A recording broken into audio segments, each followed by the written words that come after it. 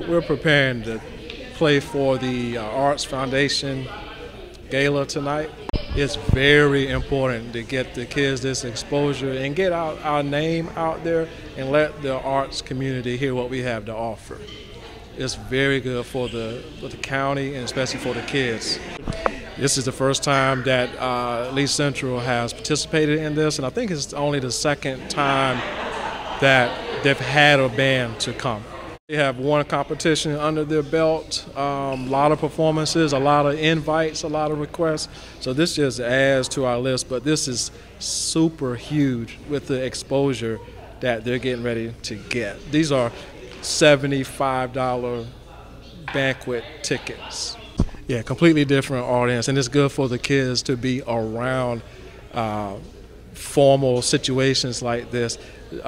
It's good for them. So important people will be here, and hopefully good things will come out of this.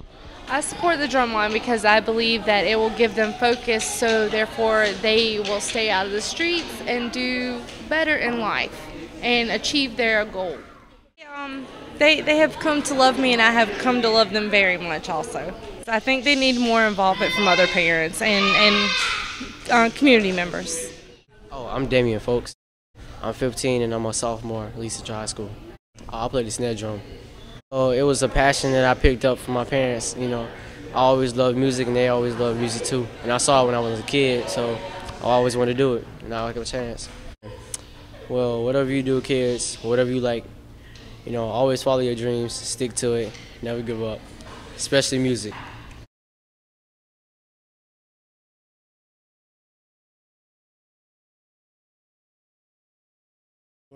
I'm Mildred Gamble, son and two godsons that's on the team.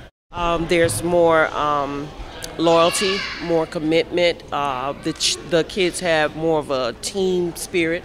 You know, we're still working on a lot of moves, but it only gets better.